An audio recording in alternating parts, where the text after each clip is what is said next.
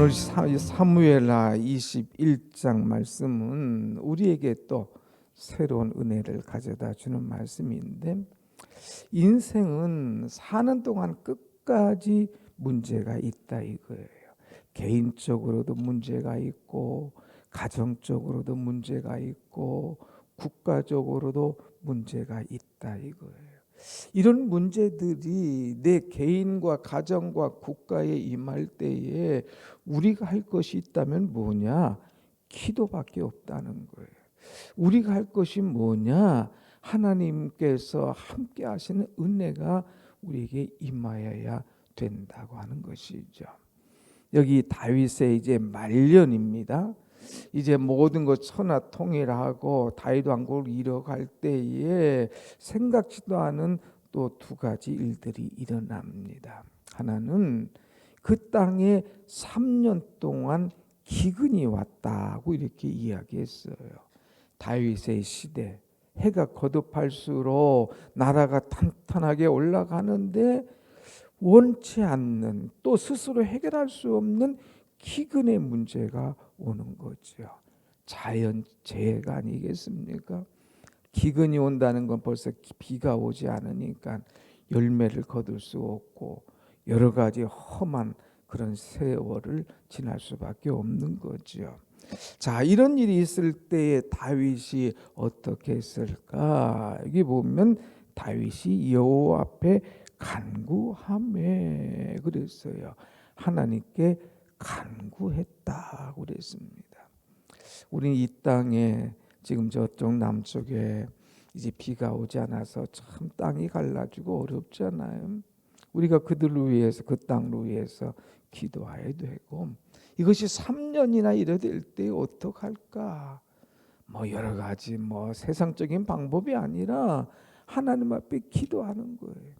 다윗이 그래서 이 문제를 놓고, 하나님, 이게 어쩐 일입니까? 이러다가 다 죽게 생겼습니다. 하나님, 이 민족을 살려주옵소서. 비를 달라고 하나님 앞에 간절하게 기도를 하죠. 그런데 기도할 때에 생각지도 않은 응답이 왔어요. 하나님께서 응답하시는데 전혀 예측하지 못한 응답이 왔는데, 그게 뭐냐? 21장 1절 보면 여호와께서 이르시되 사울의 피를 흘린 그의 집으로 말미암아 이 어려움이 왔다. 그러니 이 문제를 해결하라는 거예요. 다윗의 피가 아니라 사울의 피로 말미암아 이제 그의 집으로 말미암아 이런 일이 일어났다는 것이죠. 이게 무슨 일일까? 이것을 알려면 우리가 또 역사를 또 뒤집어 봐야 됩니다. 기브온 사람을 죽였다 그랬는데 여호수아 9장에서 이런 내용이 있어요. 한참 여호수아가 가나안을 막 정복해 나가잖아요. 이 백성들이 나가기만 하면 모든 것이 끝납니다. 얼마나 강한지, 얼마나 하나님의 능력이 충만한지, 여호수아가 가는 곳마다 모든 가나안 족속들이 다 이제 끝나버리고 죽어버리고 땅을 빼앗기고 하는 거죠. 그때에 기브온 족속이 꾀를 냈습니다. 야, 이러다가 우리도 다 죽는 거 아니냐? 그러면서 꾀를 낸 것이 그 동네 사는 사람이 아니라 멀리서 온 사람처럼 옷을 다 누추하게 갈아입습니다. 그리고 신발도 아주 낡은 신발, 다 떨어지는 신발, 옷도 아주 그냥 다 헤어진 옷을 입고, 전대도 그런 거 하나 들고, 그곳에는 곰팡이 난 떡 이런 것들을 가지고 있는 거예요. 그래서 너희들 어디서 왔느냐? 예, 우리는 저쪽 먼 지방에서 왔습니다. 왜 왔느냐? 우리를 당신들의 종으로 삼아 주옵소서. 우리는 당신들과 아무 관계없는 사람입니다. 그러니까 우리를 당신들의 종으로 삼아 주옵소서. 그러면서 멀리서 온 것처럼 옷과 신발 다 헤어지고 떨어지고 곰팡이 난 것 보여주는 거예요. 그러니까 여호수아가 깜빡 속습니다. 그래서 하나님께 묻지도 않고, 아이고 멀리서 온 것들 불쌍하지, 아유, 알았다. 여호와 이름으로 우리가 너희를 살려주마. 고맙습니다. 우리가 당신의 종이 되어서 어떤 일이든지 시키십시오. 모든 허드렛 일을 다 하겠습니다 하고 그 일을 하게 되죠. 그 이후부터 이 기브온 족속이 이스라엘 민족들과 함께 살게 되었어요. 그런데 사울의 시대에 와서 사울이 그 족속들이 보기 싫은 거예요. 이거 어떻게 이들이 와서 여기 사느냐, 여봐라 그것 없애버려라 해가지고 이제 사울의 명령에 의해서 기브온 족속들이 많이 죽어나갔습니다. 하나님께서 그것도 찾아내신 거예요. 민족들 가운데 억울함을 당하고 피를 흘리고 그래도 하나님의 이름으로 맹세해서 하나님께서 약속하시고 지켜주고 보호해 줬는데 내가 왜 하나님의 이름을 땅에 더럽히고 생명을 취하였느냐, 그 책임을 묻는 거죠. 자, 그래서 다윗이 얘기합니다. 3절 말씀, 다윗이 그들에게 묻되 내가 너희를 위하여 어떻게 하면 좋겠느냐, 내가 너희를 위해서 어떻게 하면 좋겠느냐. 그럴 때에 이제 대답합니다. 5절 말씀, 우리를 학살하고 우리를 모해한 사람들을 찾아 주옵소서. 그리고 이 사울 왕가의 사람들 이제 목을 우리에게 몇을 내 주옵소서. 7사람의 목을 내달라잖아요. 그 사울의 자손, 그 왕가의 식구들 7사람의 목을 주시옵소서. 그러면 우리가 이제 그 모든 원한 다 이제 다 잊어버리고 가겠습니다. 그래서 다윗이 알았다, 내가 그대로 시행하리라. 그래서 사울의 사람을 찾아서 7사람을 그들에게 넘겨줍니다. 그 기브온 사람이 또 그것을 치죠. 칼로 이제 나가는 자는 칼로 망하는 모습을 또 보여줍니다. 그래서 결과가 어떤 것이냐, 10절에 가서 보면 이제 그렇게 해서 그들의 목을 쳤을 때에 이 땅에 하늘에서 비가 막 쏟아지기 시작하는 거예요. 이 3년 동안의 기근이 다 없어지죠. 자, 이런 일이 일어나고요. 또 두 번째는 다윗이 맞으려에 어떤 일이 일어나느냐, 12절에 가서 보면 이제 사울의 뼈, 요나단의 뼈, 그거를 가져다가 이제 장사를 치러주는 것을 보게 됩니다. 다 전장에서 죽었어요. 그래가지고 다 제대로 장례도 못하고 뼈가 여기저기 흩어져 있는 것들, 이제 사울이 다 사울의 뼈, 요나단의 뼈, 그것을 가져다가 뼈를 거두어다가 14절 말씀에 가 보면은 이제 그의 아버지 기스의 묘에 장사하되 모두 왕의 명령을 따라 행하니라. 가족묘, 그 아버지의 묘에 장사를 치러줬어요. 그래서 이 가족묘 합장을 다 해줬습니다. 이것은 뭐예요? 진정한 화해를 가르쳐 주는 거죠. 그래서 다윗이 2가지 화해를 했어요. 기브온 족속들, 그들의 마음의 응어리, 그 사울의 자손들이, 그들 사울과 그의 가족들이 자기들의 목을 친 그 마음의 응어리, 학살, 그것들을 다 응어리를 풀어줍니다. 그리고 나서 또 이제 사울 왕 요나단, 그들이 전쟁에 나가서 죽은 그들의 뼈를 다 걷어다가 그들 가족에 합장시켜주면서 진정한 화해를 가져오는 거예요. 2가지 화해죠. 기브온 족속과의 화해, 사울 가문과의 화해. 그래서 완전한 화해를 이루어 줍니다. 그럴 때에 여러분 14절 후반절 맨 마지막에 봅시다.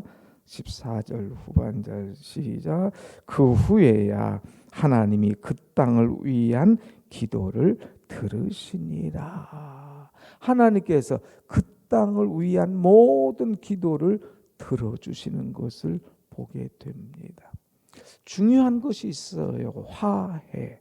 여기서 화해라는 것, 기브온 족속과의 화해, 사울 왕과의 화해, 하나님께서 이 화해를 다 시키고 다윗의 인생이 끝나기 전에 다 화해시킨 다음에 모든 기도에 응답을 해주시는 것을 보게 됩니다. 여러분, 우리가 살면서 화해하지 못한 것 있으면 화해해야 돼요. 가정적으로, 또 개인적으로, 또 이제 교회적으로, 또 나가서 국가적으로도 이렇게 화해하는 것, 이것이 얼마나 중요한가. 하나님께서는 화해할 때에 그의 모든 기도를 응답하시더라 하는 걸 알고, 이 여러분 속에 막힌 것이 있으면 화해를 통하여서 사랑과 용서를 실천하며 살아가는 그런 우리의 신앙이 되시기를 축원합니다. 아멘. 그리고 또 하나 중요한 것이 있어요. 여러분 15절 말씀 보세요. 15절 시작. 블레셋 사람이 다시 이스라엘을 치거늘 다윗이 그의 부하들과 함께 내려가서 블레셋 사람과 싸우더니 다윗이 피곤하매. 블레셋은 무엇을 의미합니까? 사단을 의미하잖아요. 사단. 이 사단이 좀 조용하고 이제 서로 화해해서 살만해요. 그럴 때 또 사단이 스멀스멀 기어 올라오는 겁니다. 그래서 블레셋 사람 사단이 다시 이스라엘을 치러 오는 거예요. 다윗의 말년이에요. 그러니까 여러분, 인생의 말년, 이 기도의 말년, 이거 없어요. 끝까지 우리는 기도의 줄을 놔서는 안 됩니다. 이제는 다 됐다, 평안하다, 그때 또 사단이 스멀스멀 기어 올라오는 거예요. 그래서 이 블레셋 사람이 다시 이스라엘을 치거늘 그랬어요. 그럴 때에 다윗이 이제 나갔어요. 끝까지 내가 나가서 이제 싸우리라. 그래서 다윗이 몸서 이 진두지휘하며 또 나갑니다. 그런데 다윗이 나이가 들으니까 몸이 피곤하잖아요. 피곤해서 어쩔 줄 모르지만 아무튼 나갑니다. 나가서 적장 이스비노봇이라고 하는 이스비분노비라고 하는 이 적장을 이제 다윗이 치어서 죽입니다. 자, 이렇게 쳐 죽이고 할 때에, 자, 여기 17절에 보면 아주 중요한 또 말씀이 나와요. 스루야의 아들 아비새가 다윗을 도와 그 블레셋 사람을 쳐 죽이니. 아비새, 충신, 요압의 동생 아비새가 이제 이 다윗을 끝까지 돕습니다. 그러면서 그의 추종자들이 다윗에게 맹세하기를 뭐라고 하냐? 왕은 다시 우리와 함께 전쟁에 나가지 마옵소서. 이스라엘의 등불이 꺼지지 말게 하옵소서 하니라. 당신은 우리 민족의 등불입니다. 당신이 죽으면 우리는 깜깜한 세상을 만날 수밖에 없어요. 이스라엘의 등불이 꺼지지 않도록 당신의 몸을 지키시옵소서. 이제 연세가 많으십니다. 들어가세요. 우리가 나가서 싸우겠습니다 하는 거지요. 이스라엘의 등불, 번영과 생명을 상징하지요. 정의와 날마다 이 공의의 이 세상을 일으키고 그렇게 살아가는 다윗을 의미하는 거예요.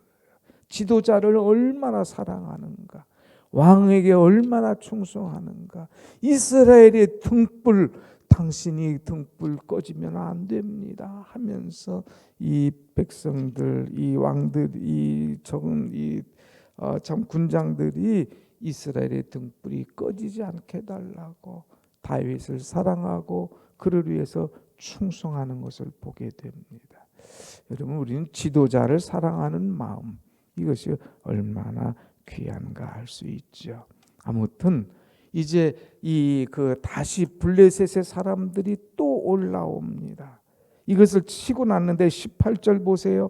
그 후에 다시 블레셋 사람과 곱에서 전쟁할 때에 후사 사람 십북에는 거인족의 아들 중 삽을 쳐 죽이고, 두 번째 삽이라는 사람을 쳐 죽입니다. 그런데 끝날만 하니까 19절 또다시 블레셋 사람과 고베에서 전쟁할 때에 골리앗의 아우 라흐미를 죽였는데 나와요. 근데 끝날만 하니까 20절 말씀 또 가드에서 전쟁할 때에 가드는 골리앗의 진영이거든요. 그곳에 키 큰 사람이 있는데 손가락이 6, 발가락이 6, 이런 합해서 24채, 24. 한쪽이 5개가 아니라 6개씩 있는 큰 거인. 그 사람이 나왔을 때에 그 거인도 쳐서 죽이는 그런 모습을 보게 됩니다. 적들이, 사단이 또다시 살만하면, 평안하면, 이제는 다 됐거니 하면 끝까지 사단들은 일어나서 공격한다 하는 거예요. 여러분, 기도의 줄을 놔서는 안 돼요. 이제 끝까지 우리가 기도해야 사단을 넉넉히 이기게 될 줄로 믿습니다. 아멘. 화해하는 사람, 또 이스라엘의 등불이 꺼지지 않도록 하옵소서 하고 지도자를 사랑하는 사람, 끝까지 사단이 블레셋이 올라올 때에 긴장을 늦추지 않고 이겼던 이 사람처럼 끝까지 어떤 일이 있어도 기도로 승리하는 여러분의 믿음 되시기를 축복합니다. 아멘. 기도하겠습니다.